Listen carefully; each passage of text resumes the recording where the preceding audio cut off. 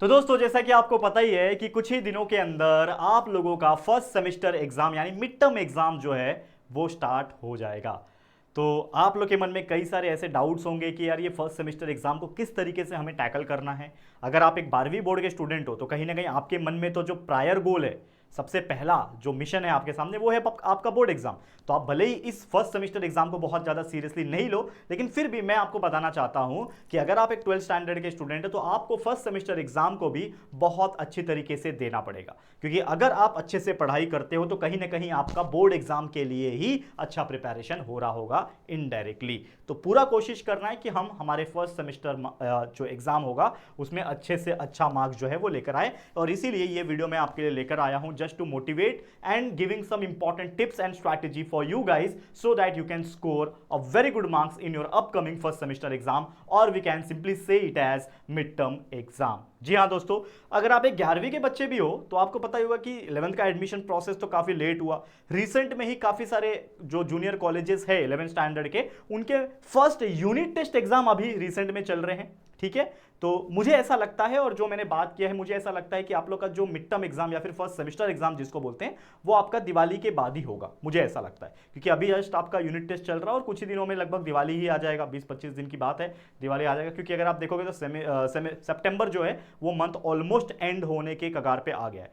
तो हम फिलहाल में हमारा गोल ये बना के चलते हैं कि अगर कोई 11वीं का बच्चा है तो वो दिवाली के बाद एग्जाम देगा, और जो 12वीं का बच्चा है ऑब्वियसली इस बार फर्स्ट सेमेस्टर एग्जाम 4-5 दिनों के अंदर मुझे लगता है शुरू हो जाएंगे, क्योंकि अक्टूबर फर्स्ट वीक से काफी सारे बच्चों के एग्जाम शुरू हो रहे हैं। ठीक है, तो फर्स्ट सेमेस्टर एग्जाम में करना क्या है, तो सबसे पहले अगेन मैं बताना चाहता हूं कि अगर आप एक 12वीं के बच्चे हो तो हमारे इस चैनल JR कॉलेज के ऊपर हमने सारा कुछ पढ़ा रखा है। साइंस एंड कॉमर्स दोनों ही स्ट्रीम की मैं बात करूं, फिजिक्स केमिस्ट्री मैथ्स बायोलॉजी के आपके सारे 15-15 16-16 जितने भी चैप्टर्स है उसके proper lecture by lecture videos available है, जिसको देख के आपको सारे चैप्टर्स का अंडरस्टैंडिंग और कंसेप्ट क्लियर हो जाएगा, जिससे आपको एग्जाम्स में बहुत आसानी हो जाएगी। ताकि अगर कोई भी क्वेश्चन घुमा फिरा के पूछे आपको उस पर्टिकुलर टॉपिक का नॉलेज रहेगा, तो आप खुद से भी अपने हाथों से आंसर अपने मन से लिख पाओगे, जिससे आपको मार्क्स मिलेंगे। और ये बोर्ड एग्जाम में बहुत जरूरी होता है। कॉमर्स के लिए भी same, SP OCM BK economics and साथ में कॉमर्स जो 12वीं के हैं उनको मैथ्स भी है, अगर ऑप्शन में एसपी नहीं लिया है तो उनके लिए भी सारे वीडियोस अवेलेबल है। तो प्लीज अच्छे से पढ़ते रहो और अपने दोस्तों के साथ हमारे इस वीडियो को शेयर करके बताते रहो। ठीक है, अब आ जाते हैं मुद्दे पे। तो देखो, सबसे पहले जो हमारा फर्स्ट सेमेस्टर की जब हम बात करते हैं तो अच्छे मार्क्स निकालना जो दोस्तों ये कोई इम्पॉसिबल बात नहीं है, पॉसिबल बिल्कुल है। कई सारे ऐसे बच्चे, जैसे मैंने बोला कि हम सीरियसली नहीं लेते, क्योंकि जब मैं भी 12th स्टैंडर्ड में था तो प्रीलिम्स में मेरे जस्ट पासिंग मार्क्स आए थे। मैं आपको बताना चाहता हूं प्रीलिम्स कब होता है, ये होता है आपका लगभग न्यू ईयर के आसपास।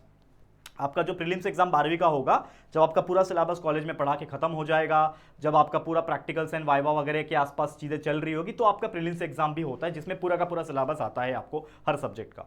तो प्रीलिम्स में मेरे तो बहुत कम मार्क्स आए थे, लेकिन फिर भी बोर्ड एग्जाम में मेरे बहुत अच्छे आए, मैं अपने पूरे डिवीजन में टॉपर था।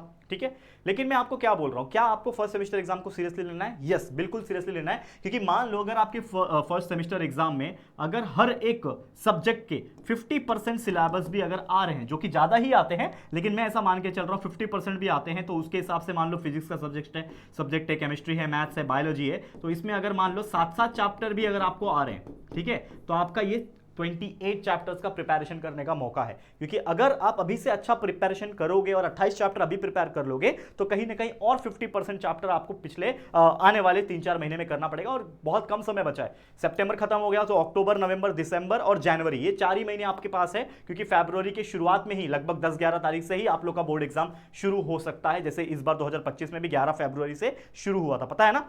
तो इस बार भी जल्दी ही होगा। तो हमारे पास कुल मिला के सिर्फ 4 महीने हैं, और ये 4 महीने मतलब 120 दिन होते हैं। 120 दिन में ही जो पढ़ना है वो पढ़ना है, रिवीजन करना है और बाकी चीजें भी करना है। तो आप एकदम सीरियसली हो जाना। एक्सट्रीम नेक्स्ट लेवल का जो लॉन्ग टर्म गोल है, जो हमारा मेन टारगेट है, वो तो हमारा बोर्ड एग्जाम रहेगा ही। लेकिन फर्स्ट सेमेस्टर में अगर अच्छे से पढ़ के अच्छे मार्क्स निकालोगे तो एक तो अच्छा कॉन्फिडेंस आ जाएगा कि मैंने अच्छा पढ़ा, अच्छे मार्क्स फर्स्ट सेमेस्टर में आए, और वो जो कॉन्फिडेंस और वो जो मार्क्स होंगे, वो जो नॉलेज होगा, जो आपने पढ़ा हुआ चीजें होगा, वो आपको कहीं ना कहीं बोर्ड एग्जाम में भी इंप्लीमेंट हो रहे होंगे। ठीक है, तो सेमेस्टर हो या फिर बोर्ड एग्जाम हो, ये दोनों ही आपके लिए बहुत ज्यादा इंपॉर्टेंट है, लेकिन फिलहाल में हमारा गोल है सेमेस्टर एग्जाम में अच्छे मार्क्स स्कोर करना, सो दैट इसकी लीगेसी हम फॉरवर्ड करेंगे बोर्ड्स तक। अब सबसे पहला रूल क्या करना चाहिए, बच्चे बहुत सारी गलतियां करते हैं, तो उसमें सबसे पहला चीज होता है कंसेप्ट क्लियर करना। जैसे मैंने बोला कि आप हमारे वीडियोस देख सकते हो कंसेप्ट क्लियर करने के लिए, क्योंकि अगर चैप्टर की अंडरस्टैंडिंग है आपको, तो आप कोई भी क्वेश्चन अगर ऐसा आता है जिसका आपने रट्टा नहीं मारा है, तो उसका आंसर भी आप खुद से बना के लिख सकते हो। और अगेन मैं बार बार बोलता हूं, डायरेक्टली बिना देखे रट्टा मत मारना। कुछ बच्चों की आदत होती है, वो सोचते हैं कि लास्ट मोमेंट पे चलो रट्टा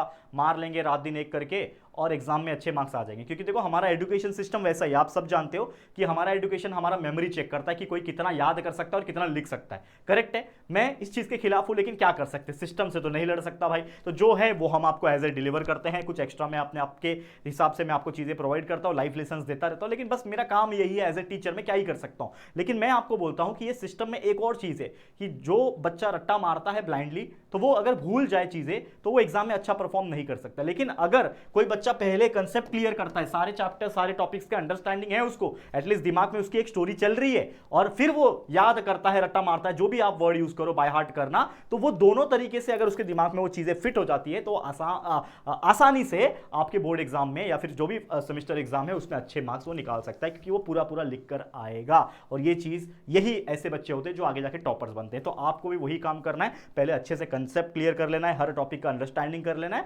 जिससे आपको आसानी से कंसेप्ट क्लियर करने में हेल्प हो। और अगर आपको चाहिए तो हमारे इस चैनल जेआर कॉलेज के ऊपर सारा कुछ कंटेंट अवेलेबल है, आप प्लेलिस्ट भी चेक कर सकते हो, या तो यूट्यूब पे डायरेक्ट सर्च करो कि मान लो आप 12th फिजिक्स पढ़ना चाहते हो, तो 12th फिजिक्स कौन सा चैप्टर पढ़ना है, लेट्स से चैप्टर नंबर 10 पढ़ना है, तो 12th physics chapter 10 by JR college ऐसा डाल दो, आपको वीडियो मिल जाएगा। तो कोई भी वीडियोस ऐसे आप ढूंढ सकते हो। इसके अलावा नोट्स आपको बनाना है। 12th स्टैंडर्ड में आने के बाद बच्चे गलती ये करते हैं कि भाई नोट्स नहीं बनाते। जब आप वीडियोस देखते हो, जब आप कॉलेज में लेक्चर अटेंड करते हो, ट्यूशंस में लेक्चर अटेंड करते हो, तो साथ में एक छोटे छोटे ना हैंड रिटन हैंडराइटिंग में, रफ हैंडराइटिंग में नोट्स सिंपल तरीके से बना के चलो, जिससे ये होगा कि जो भी चीजें हो रही है ना वो आपके दिमाग में तो फिट हो ही रहा है, लेकिन साथ ही में आपके एक रफ नोटबुक में नोट्स में बनते जा रहा है, जिससे आपको ये होगा कि 2-4 दिन के बाद हम पढ़ा हुआ चीज या फिर सुना हुआ चीज भूल जाते हैं। लेकिन जब आपने वो नोट्स बनाया था और 2-4 दिन के बाद उसको जब आप वापस देख लोगे तो सारा कुछ चीजें रिकॉल हो जाता है, और ये हमारी ब्रेन की बहुत अच्छी चीजें होती है। तो पॉइंट वाइज आप छोटा मोटा नोट्स बना सकते हो। इसके अलावा जो भी सब्जेक्ट में आपके डायग्राम्स होते हैं, खासकर बायोलॉजी में या फिर और कोई सब्जेक्ट्स में है, डायग्राम्स हो गया, प्रैक्टिस ग्राफ हो गया, या फिर फ्लो चार्ट्स हो गया, उसको जितना अच्छे से प्रैक्टिस करोगे अपने हाथों से ड्रॉ करके, उतना आपके लिए फायदेमंद रहेगा। मैथ्स एग्जांपल आप प्रैक्टिस करो, जो बच्चों को साइंस स्ट्रीम में मैथ्स सब्जेक्ट है वो तो करना ही है, कॉमर्स स्ट्रीम वाले भी मैथ्स कर सकते हैं, या फिर बीके सब्जेक्ट भी होता है जो कॉमर्स स्ट्रीम के होता है। तो ये बीके सब्जेक्ट हो गया, मैथ्स सब्जेक्ट हो गया, इसमें ना काफी ज्यादा एग्जाम्पल्स होते हैं जिसको हम न्यूमेरिकल्स बोलते हैं, आपको पता ही होगा। तो मैथ्स हो गया या फिर जो बाकी बीके सब्जेक्ट है इसमें न्यूमेरिकल्स होते हैं, इसको अच्छे से प्रैक्टिस करो। जितने एक्सरसाइज के क्वेश्चन सॉल्व करोगे उतना आपके लिए अच्छा, मिसलेनियस के क्वेश्चन सॉल्व कर सकते हो, और बहुत सारे रिपीटेड क्वेश्चन होते हैं उसको सॉल्व करके जितना ज्यादा प्रैक्टिस करोगे उतना आपका हैंडराइटिंग भी इंप्रूव होगा, उतना आपको अच्छा कॉन्फिडेंस भी गेन होगा। इसके अलावा और क्या है, और कैसे अच्छे मार्क्स आप निकाल सकते हो, कि सबसे पहले अपने आप को यह मानना छोड़ दो कि आप अंडर एस्टिमेट करते हो किस चीज को, ऑब्जेक्टिव्स को। आपको पता है हर सब्जेक्ट में ऑब्जेक्टिव्स आते हैं ठीक ठाक मार्क्स के। ऑब्जेक्टिव्स का मतलब वही फिल इन द ब्लैंक्स, या फिर जो आपका कोरिलेशंस हो गए, या फिर छोटे मोटे वन लाइनर्स आंसर्स होते हैं ना, पता है ना, ये सारे चीज़ को हम लोग बोलते हैं एमसीक्यूज वगैरह को हम ऑब्जेक्टिव्स बोलते हैं। तो जो भी सब्जेक्ट में जैसे भी टाइप के एमसीक्यूज आपको आते हैं उन एमसीक्यूज को जरूर से अच्छे से पढ़ना, क्योंकि आप सोचते हो कि आप पीछे या फिर आगे वाले बच्चों के भरोसे जाओगे, उसको पूछ लोगे फर्स्ट का ना सेकंड का आंसर बताना, वो बोलेगा हाँ option number A, option number B, ऐसा इशारों में बात होता है जो आपका हॉल होता है। लेकिन इशारों में बात करोगे या फिर आप पूछ के लिखोगे तो इन्विजिलेटर जो होगा उसके नज़र में आ जाओगे, वो आपका मार्क्स कट कर सकता है, -5 कर देगा, पेपर ले लेगा टाइम के पहले, तो आप क्या कर लोगे। तो यार ये करने से अच्छा आप खुद का पढ़ के जाओ ना, और क्या गारंटी है कि वो आपको सच बता रहा हो, क्या पता उससे आपकी दुश्मनी हो, क्या पता वो खुद टॉप करना चाह रहा हो, अच्छे मार्क्स निकालना चाहता हो, और आप वो चाहता होगा कि आप कम मार्क्स निकाले तो वो गलत आंसर बता देगा, ऐसा भी होता है ना भाई। तो ये चीज़ें ना हो, इसके लिए खुद का आंसर खुद पढ़ के जाओ, जितना अच्छा हो सके उतना। इसके अलावा जो 12वीं के बच्चे हैं उनके लिए तो गुरु मंत्र होगा ये कि प्रीवियस ईयर क्वेश्चन पेपर्स उठाओ, जो भी पिछले 4-5 साल के क्वेश्चन पेपर है उसको निकालो, और उनमें देखो कैसे कैसे क्वेश्चन पूछें। रिपीटेशन के चांसेस होते हैं, लेकिन ये रिपीटेशन सेम नहीं आता, थोड़ा घुमा के ट्विस्ट करके पूछता है। आपको लगेगा यार ये तो क्वेश्चन अलग आ गया, लेकिन ये सेम ही क्वेश्चन होते हैं, बस पूछने का तरीका अलग कर देते हैं, तो हमें लगता है भाई क्वेश्चन दूसरा दूसरा आ गया, नहीं, क्वेश्चंस उसी में से आएंगे। देखो सिलेबस कितना ही है, इतना ही तो सिलेबस है, घुमा फिरा के वही क्वेश्चंस पूछने वाले हैं। तो आपको जितना हो सके प्रीवियस ईयर क्वेश्चन पेपर पे ध्यान देना है, टेक्सचुअल एग्जांपल पे ध्यान देना है, और जितना टॉपिक को पूरे चैप्टर्स की अंडरस्टैंडिंग आपको रहेगी तो अंदर से भी क्वेश्चंस आएंगे तो आप उसका आंसर कर पाओगे।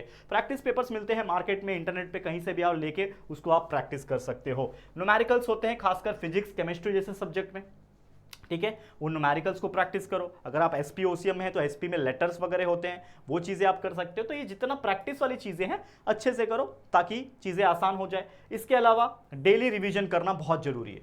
अब क्या होता है, कुछ ऐसे बच्चे होते हैं जो रात दिन एक करके पढ़ते हैं, लेकिन अगले दिन दूसरे कुछ सब्जेक्ट पढ़ते हैं, उसके अगले दिन तीसरा कुछ सब्जेक्ट पढ़ेंगे, तो जब चौथे दिन पे पहुंचेंगे तो जो पहले दिन का, दूसरा दिन का, तीसरा दिन का जो पढ़ा होगा ना, वो सारा चीजें वो लोग भूल जाएंगे, दिमाग में सब चीजें मिक्स हो जाती है। क्यों? क्योंकि वो लोग एक गलती करते हैं, क्योंकि वो रिवीजन नहीं करते हैं। तो आपको क्या करना है बच्चा, रिवीजन करना है। और रिवीजन कैसे करना है कि आज जो मैंने पढ़ाई किया, कल मैं दूसरा सब्जेक्ट या फिर दूसरा चैप्टर पढ़ूंगा ना, तो आज जो मैंने पढ़ा कल सुबह उठ के ही 1 घंटा अगर सुबह मेरे को टाइम मिल रहा है या फिर और पहले उठ जाऊंगा, तो मैं आज जो मैंने पढ़ा हुआ है उसका रिवीजन मैं कल सुबह उठ के कर लूंगा। जिससे क्या होगा कि आज पढ़ा हुआ तो याद रह गया और कल सुबह उठ के ये वाला दिन का रिवीजन भी कर लिया, तो वो सारी चीजें दिमाग में फिक्स हो गई। फिर कल जो पढ़ोगे उसका रिवीजन परसों मॉर्निंग कर लो। तो एक दिन पढ़ो, उसके अगले दिन उसका रिवीजन करो और फिर कुछ नया स्टार्ट करो। तो इस तरीके से रिवीजन कंटिन्यूअसली जब आपके दिमाग को मिलता रहेगा तो आपका दिमाग उसको ज्यादा देर तक स्टोर करके रखेगा और आपको याद रखने में आसानी हो जाएगी। तो ये चीजें आपको करनी है। इसके अलावा मिस्टेक लिस्ट बना सकते हो। बहुत सारे ऐसे बच्चे जिनको पता ही नहीं होता है कि आपको क्या आता है, तो जो चीज बना सकते हो कि भाई मेरा वीक टॉपिक है, कोई मेरा स्ट्रॉन्ग टॉपिक है,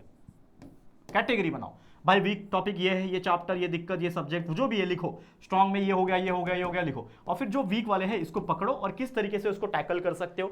2 घंटा टाइम बढ़ा दो, 1 घंटा टाइम बढ़ा दो, आज मुझे ये कैसे भी करके कंप्लीट करना है। ऐसे चैलेंज दो अपने आप को। चैलेंजेस में ही मजा है ना यार पूरी जिंदगी में। तो ये आप काम कर सकते हो। तो मिस्टेक लिस्ट जरूर से बनाना। इसके अलावा सेल्फ टेस्ट ले सकते हो। कैसे टेस्ट लोगे भाई? क्वेश्चन पेपर लो, प्रैक्टिस पेपर लो और टाइमिंग लगाओ और खुद से सॉल्व करने की कोशिश करो। रफ नोटबुक पे, रफ पेज पे, या फिर मार्केट में आजकल आंसर शीट्स भी आते हैं सेम बोर्ड वाले, उसको प्रैक्टिस कर सकते हो। ग्रुप डिस्कशंस कर सकते हो। अपने 4-5 दोस्त जो बहुत पढ़ाकू हो उनके साथ बैठ के, मजा आता हो बात करने में पढ़ाई वाली, तो उनके साथ बैठ के एक दूसरे को क्वेश्चंस पूछना, आंसर ढूंढना, गलतियां निकालना और उसको करेक्ट करना, ये कर सकते हो। तो ग्रुप डिस्कशन बहुत अच्छा चीज होता है। और इसके अलावा थोड़ा राइटिंग पे भी ध्यान देना, प्रेजेंटेशन पे ध्यान देना। पेपर प्रेजेंटेशन बहुत इंपॉर्टेंट होता है। जितना अच्छा हैंडराइटिंग, जितना अच्छे से पेपर प्रेजेंट किया रहेगा, लिखा रहेगा आपने प्रॉपर पॉइंट वाइज, जहां पे लाइन खींचना चाहिए वहां पे लाइन, मार्जिन्स, गैप, क्वेश्चन अलग अलग पेज पे, नए नए क्वेश्चन, ये सारा चीजें ना एक अच्छा पेपर प्रेजेंट करता है। तो हम जैसे इन्विजिलेटर, अगर मैं पेपर चेक कर रहा हूं, मुझे अच्छा लग रहा है प्रेजेंटेशन, तो जहां पे छोटी मोटी आपसे गलतियां अगर हो भी रही है ना, तो मैं उसको नजरअंदाज कर दूंगा। जहां पे आधा मार्क्स काट सकता था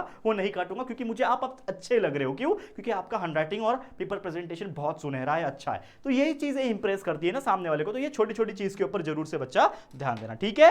तो बस यही था दोस्तों हमारा video. All the very best आप सभी को फर्स्ट सेमेस्टर एग्जाम के लिए, 11th के लिए भी और 12th के लिए भी। तो बस मन लगा के पढ़ते रहो। ऐसे और वीडियोस हम लाते रहेंगे जिससे आपको मोटिवेशन और कहीं ना कहीं बहुत सारा स्ट्रैटेजी आपको मिलता रहेगा। लेकिन इसके अलावा जो मेन इंपॉर्टेंट थिंग है, हमारे इस चैनल के ऊपर हमने सारा सब्जेक्ट के प्रॉपर चैप्टर के lecture by lecture videos upload करके रखे हुए हैं, वो भी बेस्ट क्वालिटी के साथ। तो प्लीज उन वीडियोस को जरूर से देखते रहिए। 1.5 की स्पीड पे देख सकते हो, जिससे कम समय में आप वीडियोस को खत्म कर पाओगे देख के। एक बार अंडरस्टैंडिंग हो गया, कंसेप्ट क्लियर हो गया, और फिर क्वेश्चन आंसर्स को बाय हार्ट या फिर याद करने की कोशिश करना, और फिर थोड़ा प्रैक्टिस करके अच्छे से अच्छे मार्क्स एग्जाम में स्कोर कर लेना, ठीक है? चलो, all the very best. Video पसंद आया होगा, दिल से अच्छा लगा होगा, तो प्लीज वीडियो को लाइक करना।